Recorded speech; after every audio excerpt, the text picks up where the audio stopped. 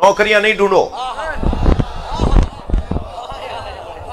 नौकरियां नहीं ढूंढो, और खास तौर पर खुदा के वास्ते सरकारी नौकरी नहीं ढूंढो। ना मुझे बाबा की आवाज आई नहीं रही, क्योंकि मैं तो मिजाज से हट के बात कर रहा हूं। खुदा के वास्ते सरकारी नौकरियां नहीं ढूंढो, ये तुम्हें काहिल बना देंगी, ये तुम्हारी सलाहियतें खत्म कर देंगी, ये तुम्हें बुराइयों में भी डाल देंगी। तुम नहीं भी चाहोगे तो दराज में से पैसा निकलेगा, माफ कीजिएगा, ये तुम्हें हरामखोर भी बना देंगी। सरकारी नौकरियों की तरफ नहीं जाओ, नौकरी की तरफ ही नहीं जाओ, इसलिए कि अली वाले नौकर पैदा ही नहीं हुए हैं।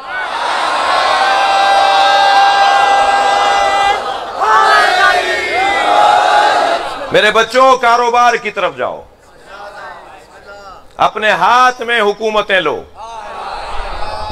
कारोबार करने वाला हाकिम होता है, नौकर नहीं होता। कारोबार की तरफ जाओ, चाहे 1000 रुपए से कारोबार शुरू करो, 1000 रुपए से कारोबार शुरू करो, और अहद करो अपने आप से कि मैं कुछ दिन के बाद इसे 2000 में तब्दील कर दूंगा। जी, जाली चीजें बेच के नहीं।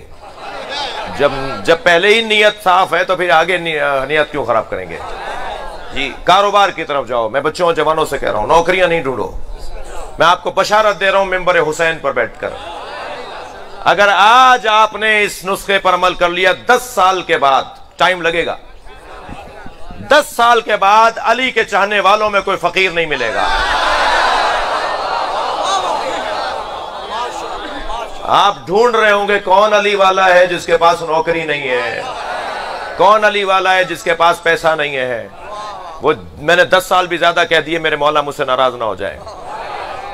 जी, मौला चाहेंगे तो ये 1 साल में भी मामला तय हो सकते हैं, जल्द से जल्द मामला तय हो सकते हैं। लिहाजा बात में जो कर रहा था उसकी तरफ तवज्जो करें।